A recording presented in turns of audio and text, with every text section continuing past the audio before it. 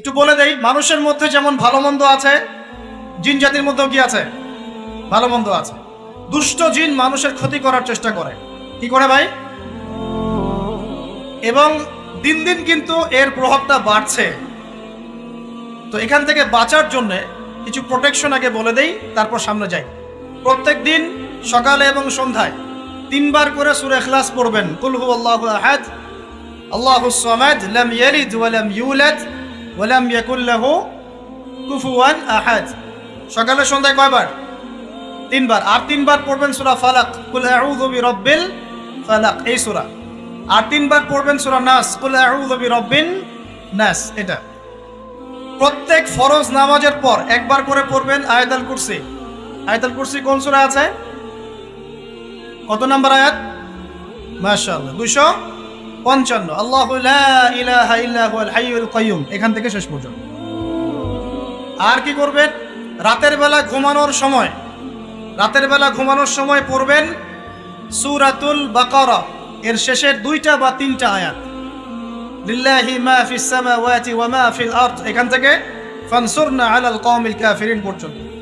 নবী সাল্লাল্লাহু আলাইহি ওয়াসাল্লাম বলেছেন, রাতের বেলা কেউ যদি সূরা বাকারার শেষের এই 2টা 3টা আয়াত পড়ে ঘুমায়, সারা রাত আপনি যদি ইবাদতে থাকতেন যে নেকি পেতেন, এটা পড়ে ঘুমানোর ফলে সেই নেকি পাবেন ইনশাআল্লাহ। এখন বলেন দেখি, কতজনের সূরা বাকারার শেষের 3টা আয়াত মুখস্থ আছে? মাশাআল্লাহ। এখন বলেন আমাকে, আল কোরআনের আলো ঘরে ঘরে কি জ্বলবে? বলেন। শোনেন, আমার কথা রাগ করেন না। আমরা তো সবাই চাই যে আল্লাহর কোরআন আল্লাহর জমিনে প্রতিষ্ঠা লাভ করুক, চাই কি না? তাহলে সবার আগে নিজের মধ্যে কোরআন কায়েম করতে হবে। কোথায়? আগে নিজের উপর কোরআন কায়েম করুন, নিজের উপর সুন্নাহ কায়েম করুন, নিজের উপর দিন কায়েম করুন। ইনশাআল্লাহ দিন ঘরে ঘরে পৌঁছে যাবে ইনশাআল্লাহ। প্রত্যেক ঘরের মানুষ এই নিয়াত করতে পারি কি ইনশাআল্লাহ যে আমরা সবাই কোরআন পড়া শিখবো ইনশাআল্লাহ। কোরআনের বাছাই করা কিছু আয়াত অন্তত মুখস্থ করবো ইনশাআল্লাহ। পুরা কোরআন তোমাদেরকে মুখস্থ করতে বলছি না, হয়তো অনেকে পারবে না, যারা পেরেছে তারা সৌভাগ্যবান, আলহামদুলিল্লাহ। কমপক্ষে সূরা বাকারার শেষের 3টা আয়াত পারবো না ভাই? আয়াতুল কুরসি পারবো না? সূরা ফালাক, সূরা নাস, সূরা ইখলাস, সূরা কাফিরুন, সূরা হাশরের শেষের 3টা আয়াত, সূরা কাহাফ এর প্রথম 10 শেষ 10 আয়াত, সূরা কাহাফ প্রথম 10 শেষ 10 আয়াত, সূরা সফফাত এর প্রথম 10 আয়াত, সূরা আর রহমান, সূরা ইয়াসিন, সূরা মুলক। এই যে কমন জিনিসগুলো, এগুলো মুখস্থ করতে পারবো না ভাই ইনশাআল্লাহ? আল্লাহ পাক সবাইকে তৌফিক দান করুন, বলি আমিন। আর এখন যারা বিয়ে শাদী করেন নাই, নিয়াত করেন যে আপনাদের ঘরে যে সন্তান আসবে, আচ্ছা সন্তানের আগে বউয়ে আসে নাকি? আচ্ছা, যারা বিয়ে শাদী করেন নাই নিয়াত করেন, দিনদার, মুত্তাকি, পরহেজগার, কোরআনওয়ালা মেয়ে ছাড়া বিয়ে করার দরকার নেই। বাস বাস বাস বাস বাস। শোনেন, এর মানে এই নয় যে খালি মাদ্রাসার মেয়েদেরকে বিয়ে করবেন, বরং এমন অনেক দিনই বোন আছেন আমাদের স্কুল কলেজ ইউনিভার্সিটিতে পড়েন, তারা অনেক বেশি দিন চর্চা করেন মাশাআল্লাহ। আমি বলেছি কোরআনওয়ালা, দিনদার, পর্দাশীল নারী বিয়ে করবেন। এবং দ্বিতীয় নিয়াত করেন, যে সন্তানই হবে কমপক্ষে একটা সন্তানকে হাফেজে কোরআন বানাবেন ইনশাআল্লাহ, একটা সন্তানকে আলেম বানাবেন ইনশাআল্লাহ।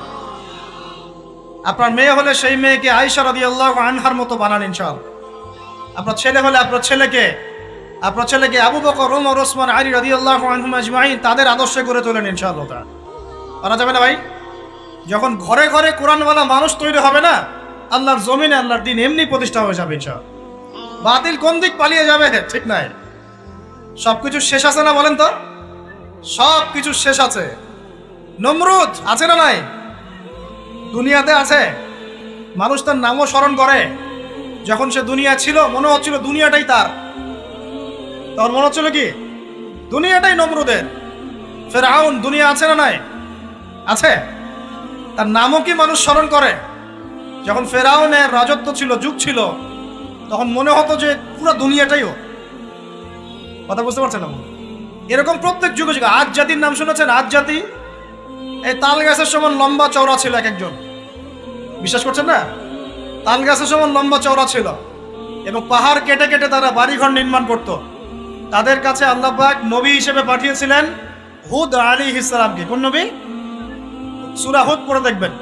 আপনি যদি কবিতা, সাহিত্য, ছন্দ এগুলো পছন্দ করেন তাহলে সূরা হুদ আপনার জন্য। সুবহানাল্লাহ। আপনি যদি কবিতা, সাহিত্য, ছন্দ, বালাগাত পছন্দ করেন, সূরা আর রহমান আপনার জন্য, সূরা হুদ আপনার জন্য, সূরা শুআরা এগুলো আপনার জন্য। এত চমৎকার কাব্যিক বিন্যাস আছে, কবিতার ছন্দে ছন্দে উপন্যাস ব্যাখ্যা করা হয়েছে বলে। সুবহানাল্লাহ। মানুষ তো কোরআনকে মূল্যায়ন করে না। আমি লাস্ট জুমার খুতবার একটা লেকচারে বলেছিলাম, সূরা ইউসুফ, এই যে এখন সারা বিশ্বে অর্থনীতি নিয়ে যে কত কথা হচ্ছে, অর্থনৈতিক সংকট, এইটা সেটা বলা হচ্ছে না, সবার ঘরে ঘরে এগুলো আলোচনা হয় তো, মাশাআল্লাহ। আপনি বিশ্বাস করেন সূরা ইউসুফের মাত্র 4টা আয়াতের মধ্যে আল্লাহ পাক এই পুরো বিশ্বের অর্থনৈতিক সমস্যার সমাধান দিয়ে দিয়েছে। বলে দেব কি সমাধান? পরে বলছি। আগে আপনাদের এই পয়েন্টটা শেষ করি। ঘরে ঘরে কোরআনওয়ালা মানুষ তৈরি হবে তো ইনশাআল্লাহ। আল্লাহ কবুল করুন, বলি আমিন। কোরআনের এই বিশেষ সূরাগুলো মুখস্থ করতে পারবো তো ইনশাআল্লাহ ভাই? এগুলো নিয়মিত চর্চা করলে আপনাকে দুষ্ট জিন, জাদু, বদনজর এগুলো গ্রাস করবে না ইনশাআল্লাহ। আরেকটা বইয়ের নাম বলে দেই, বই কিনবেন। আমি যে প্রত্যেকটা লেকচারে একটা একটা করে 2টা করে বইয়ের নাম বলি, বইগুলো কিনবেন আল্লাহর ওয়াস্তে। আজকে শুধু একটা বইয়ের নাম বলবো না, আজকে আমি এমন একজন রাইটারের নাম বলে দিব যে রাইটারের সবগুলো বই বাসায় কিনবেন আপনারা ইনশাআল্লাহ। যদি আপনি এই রাইটারের, এই আলেমের সবগুলো বই বাসায় রাখতে পারেন এবং চর্চা করতে পারেন, ইনশাআল্লাহ আপনি সিরাতুল মুস্তাকিমেই থাকবেন ইনশাআল্লাহ। আমি আপনার জিম্মেদার হচ্ছি ইনশাআল্লাহ।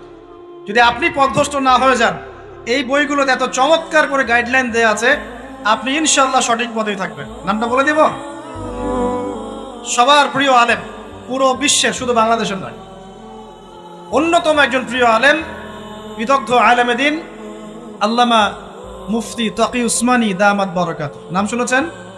এই নামটা শুনেছেন? আচ্ছা, তার অনেক বই আছে, প্রায় 200, 300, 400। সবগুলা বই বাসায় কিনবেন ইনশাআল্লাহ। ইবাদত নিয়ে বই আছে, মুআমালাত নিয়ে বই আছে, তাসাউফ নিয়ে বই আছে, জিকির নিয়ে বই আছে, অর্থনীতি নিয়ে বই আছে, ওয়ার্ল্ড অ্যাফেয়ার্স নিয়ে বই আছে, প্রতিটা সাবজেক্ট ধরে ধরে বই আছে। কোথায় পাবেন? এই তো অনলাইনে অনেক বুকশপ আছে না, এগুলোতে পাবেন। বাংলা বাজারে, ঢাকায় পাবেন। এগুলো অনুবাদ হয়ে গেছে আলহামদুলিল্লাহ। এবং বাংলাদেশে অনেক স্টুডেন্ট আছে তার হাতে গড়া। তাদের এলেম, তাদের আমল, তাদের আখলাক দেখলে পরকালকে চেনা যায়। মাশাআল্লাহ।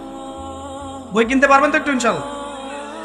আরে ভাই, ইউনিভার্সিটির ক্যান্টিনে বসলেই তো 100 টাকা শেষ হয় আপনার। আর ক্যান্টিনে যদি বোরখাওয়ালা কাউকে নিয়ে বসেন তাহলে তো শেষ। এখন সহি প্রেম করে মানুষ। এক ভাই প্রশ্ন করেছে সেদিন, কালকেই, যে সে দিনের পথে ফিরে এসেছে কিন্তু তার গার্লফ্রেন্ডকে বলতে পারে না। তো বলছে, ভাই, তাকে দাওয়াত দেওয়ার খাতিরে হলেও কি ফোনে কথা বলা যাবে? কি উত্তর দিব বলেন? আপনি পবিত্র হতে যাচ্ছেন কিনা? পবিত্র হতে যাচ্ছেন, পবিত্র পথে আসতে যাচ্ছেন, তাহলে অপবিত্র পথে আবার কেন ফিরে যাবেন? এগুলো কি হালাল না হারাম? আল্লাহ পাক বলেছেন, লা তাকরাবু জিনা, জিনার ধারের কাছেও যেও না, ধারের কাছেও যেও না। দেখেন, এই একই কথা আল্লাহ পাক আদম এবং হাওয়া আলাইহিস সালামকে এইরকম শব্দে বলেছিলেন, ওয়ালা তাকরাবা হাযিহিশ শাজারা, তোমরা এই গাছের ফল খেও না এমন নয়, তোমরা এই গাছের কাছেও যেও না। আমার কথা কি বুঝতে পারছেন? মানে এই বাঁশ অতিক্রম করে এসো না এমন নয়, এই বাঁশের কাছেও বসবা না। বুঝতে পারছেন কথা? একইভাবে আল্লাহ বলছেন, ওয়ালা তাকরাবু জিনা, তোমরা জেনা করো না এমন নয়, জেনার কাছেও। ফিজিক্যাল রিলেশন তো অনেক দূরের কথা, হারাম। আপনি ফোনেও কথা বলবেন না, আল্লাহ পাক তৌফিক দান করলেন। আপনি যদি পবিত্র থাকতে পারেন, ইনশাআল্লাহ তাআলা আল্লাহ পাক আপনাকে আপনার উপযুক্ত পাত্রে দিবেন ইনশাআল্লাহ। আর যদি আপনি পবিত্র থাকতে না পারেন, এমন হতে পারে যে হয়তো আপনি পবিত্র কাউকে পান নাই। হতে পারে কিনা? আচ্ছা প্রিয় ভাইয়েরা, বইটা কিনবেন। বইটার নাম, দোয়ার বইটার নাম হলো হিসনুল মুসলিম। কি নাম? হিসনুল মুসলিম। যদি কিনতে না পারেন, ওই যে প্লে স্টোরে ঢোকেন, প্লে স্টোরে ঢুকে দেখবেন যে একটা অ্যাপস আছে হিসনুল মুসলিম। এখানে যতগুলো দোয়া আছে সবগুলো দোয়া আগামী 1 বছরের মধ্যে মুখস্থ করবেন। রাজি আছেন কিনা? আর এখানে সকাল সন্ধ্যায় পড়ার জন্য কিছু দোয়া আছে, সকাল সন্ধ্যায় পড়ার। এই দোয়াগুলো আল্লাহর ওয়াস্তে মুখস্থ করবেন। পারবেন ইনশাআল্লাহ? আল্লাহ তৌফিক দান করে দেবেন। আর একটা আমল বলে দিব, তারপর সামনে যাব। সেটা হলো 5 ওয়াক্ত নামাজ তো পড়েন মাশাআল্লাহ, নাকি? কারা কারা নামাজ 5 ওয়াক্ত পড়েন হাত তোলেন দেখি। আলহামদুলিল্লাহ, মাশাআল্লাহ, হাত নামান। আর যারা নামাজ পড়েন না তাদেরকে আমি একটা হাদিস শোনাবো, একটা হাদিস শুনবেন। নবী সাল্লাল্লাহু আলাইহি ওয়াসাল্লাম বলেছেন, قال النبي صلى الله عليه وسلم بين العبد وبين الكفر والشرك ترك الصلاة। আল্লাহ পাকের বান্দা আর একজন কাফের মুশরিকের মধ্যে পার্থক্যই হচ্ছে নামাজ। আল্লাহ পাকের বান্দা মানে মুমিন মুসলিম এবং একজন কাফের মুশরিকের মধ্যে পার্থক্য কি? মান তারাকা সালাতান মুতাআম্মিদান ফাকাদ বারিয়াত মিন যিম্মাতিল্লাহ। কেউ যদি ইচ্ছাকৃতভাবে তার উপর ফরজ নামাজকে ছেড়ে দেয়, সে যেন আল্লাহ পাকের জিম্মেদারি থেকে মুক্ত হয়ে গেল। অন্য হাদিসে আছে মান তারাকা সালাতান মুতাআম্মিদান ফাকাদ কাফার। কেউ যদি ইচ্ছা করে নামাজ ছেড়ে দেয়, সে ব্যক্তি কুফরি করলো, বলে নাউযুবিল্লাহ। আমরা কি কুফরি করতে চাই নাকি ভাই?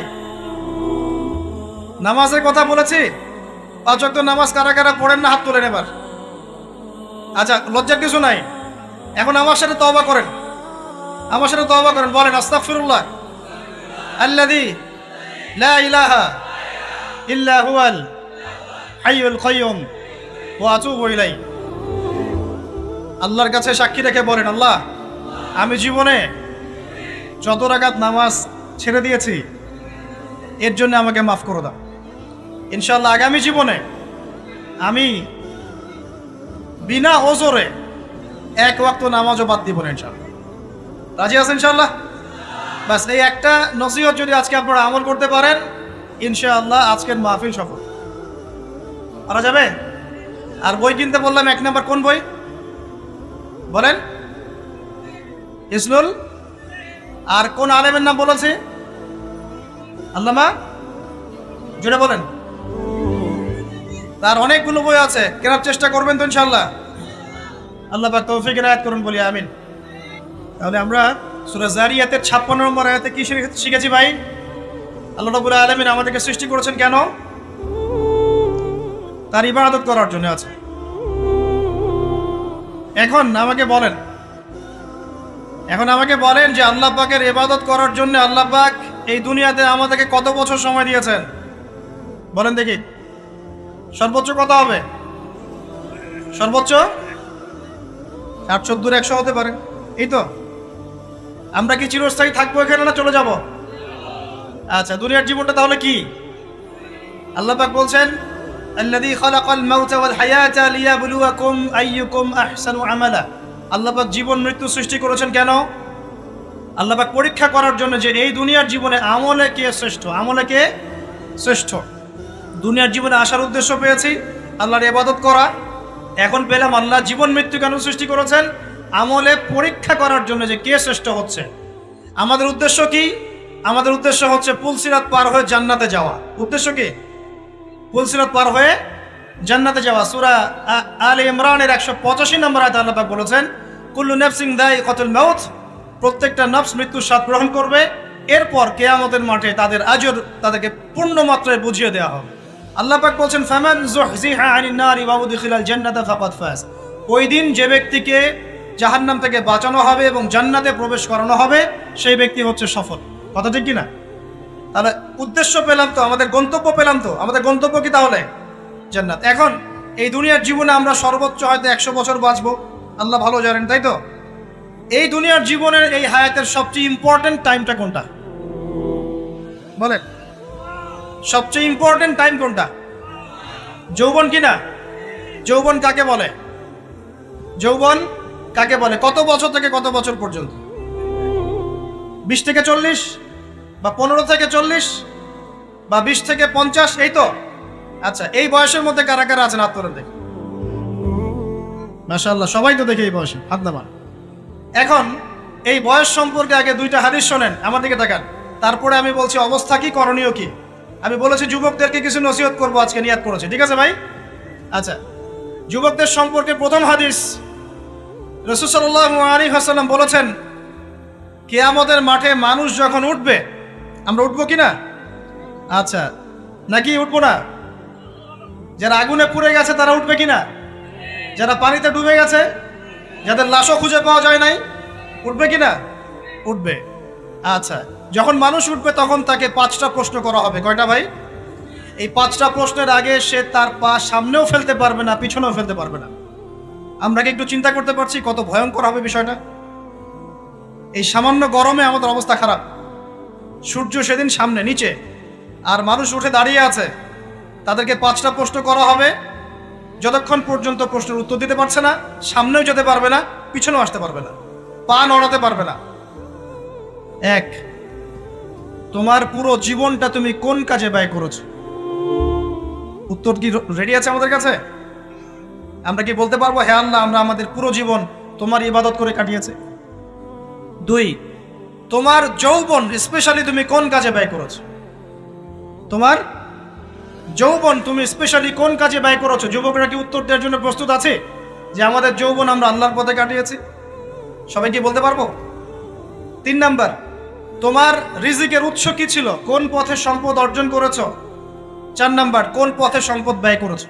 কোন কোন খাতে সম্পদ ব্যয় করেছো? আমরা কি আমাদের আয় এবং ব্যয়ের হিসাব দেওয়ার জন্য প্রস্তুত? 5, তোমাকে আমি যে জ্ঞান দিয়েছিলাম সেই জ্ঞান অনুযায়ী আমল করেছো কিনা?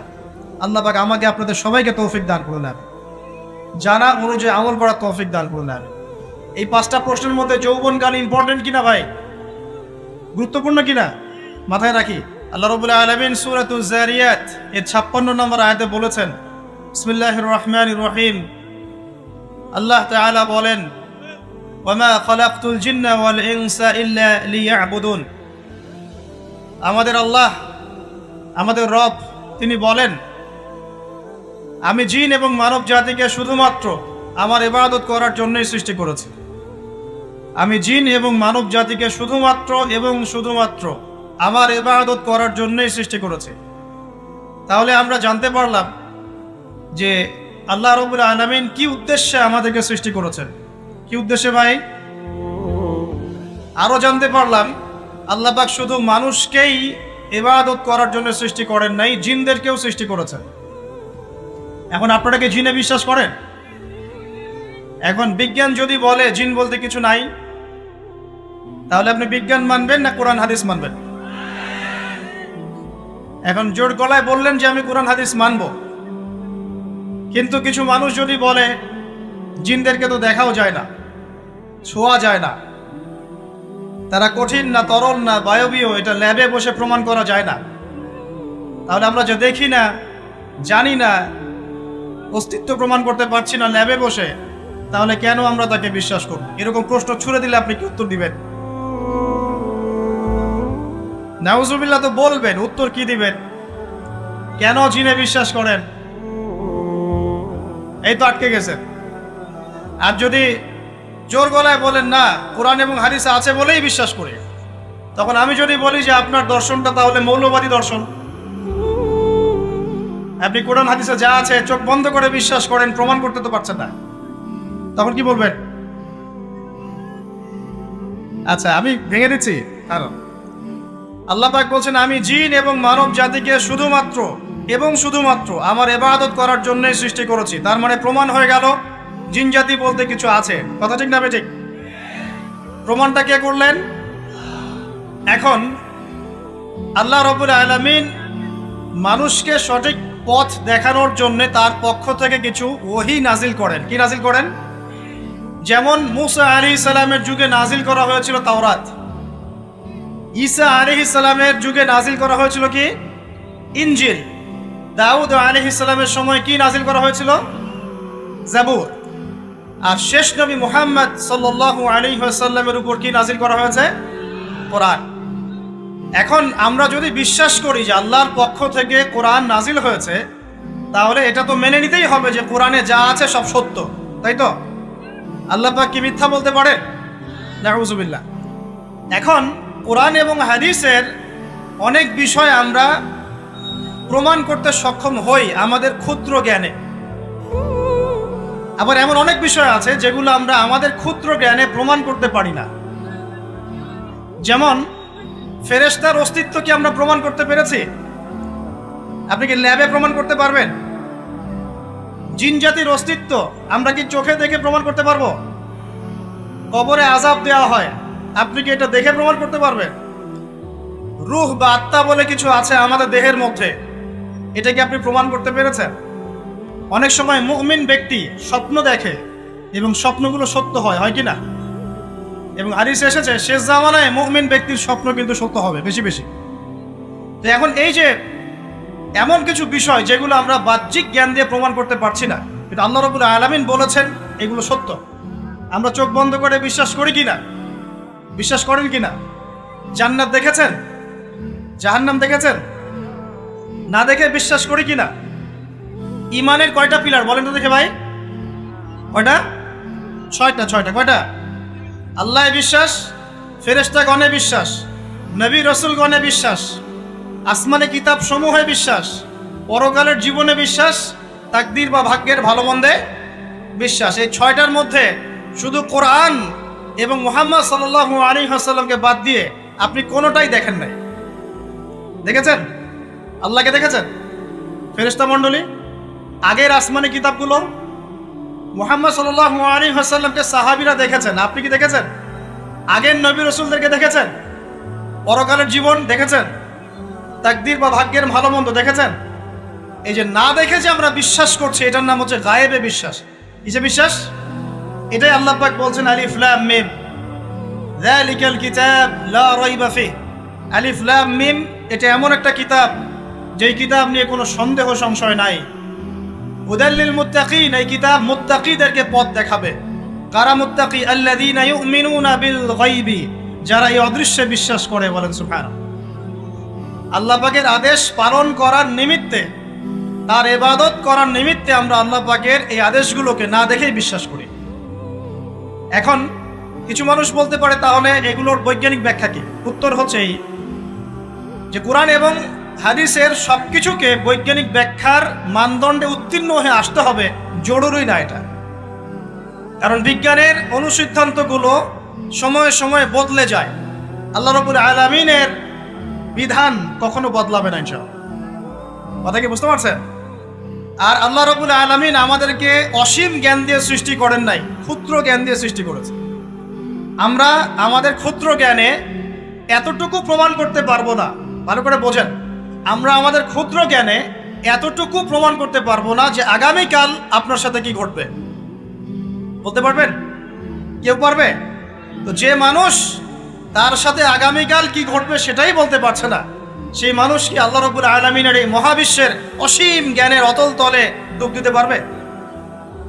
আমি বলছিলাম ইমানের 6 পিলার কি আপনি চোখে দেখেছেন? তারপরে বিশ্বাস করি কিনা ভাই? আচ্ছা, এখন আমরা এই জায়গায় ছিলাম যে আল্লাহ পাকের জ্ঞানটা অসীম। আল্লাহ পাকের জ্ঞান কি ভাই? আমি অসীমের একটা উদাহরণ দিয়ে বোঝাচ্ছি। মনে করেন এখানে আমরা যারা উপস্থিত আছি, আমরা সবাই জান্নাতে চলে গেলাম, মনে করেন, আল্লাহ কবুল করুন। জান্নাতে যাওয়ার পরে কি সময় শেষ হয়ে যাবে? সময় আরো চলতে থাকবে।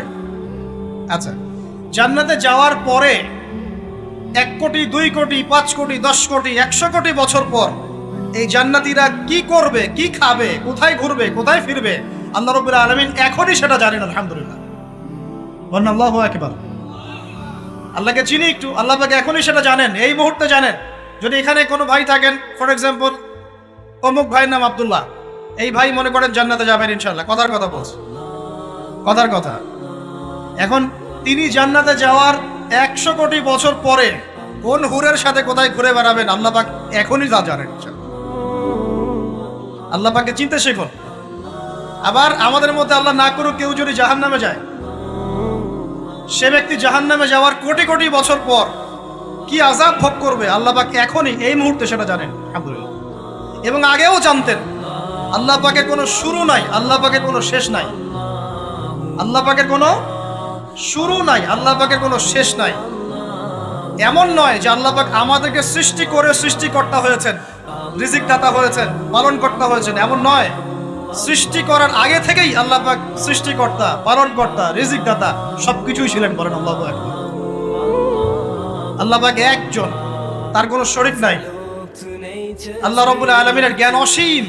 এটার উদাহরণ হাদিসে দেওয়া হয়েছে এভাবে যে মুসা এবং খিদির আলাইহিস সালাম নৌকায় সফর করছেন, একটা পাখি এসে নদী থেকে 1 ফোঁটা পানি খেয়ে চলে গেল। তখন খিদির আলাইহিস সালাম বলছেন, হে মুসা, এই পাখিটা নদী থেকে যতটুকু পানি পান করতে পেরেছে, এই পানিটুকু হচ্ছে পুরো পৃথিবীর সমস্ত মাখলুকের জ্ঞান। আর এই পুরো নদীতে যত পানি আছে, এই সাগরে যত পানি আছে, এগুলো হলো আল্লাহ রাব্বুল আলামিনের জ্ঞান। আমি কি বুঝাতে পারছি ভাই? এখন সেই আল্লাহ রাব্বুল আলামিন যখন কোনো বিষয়কে সত্য বলবেন, সেটা সত্য কিনা? আল্লাহ পাক এখন বলছেন, আমি জিন আর মানব জাতিকে শুধু আমার ইবাদত করার জন্য সৃষ্টি করেছি, তার মানে জিন সত্য কিনা? আচ্ছা,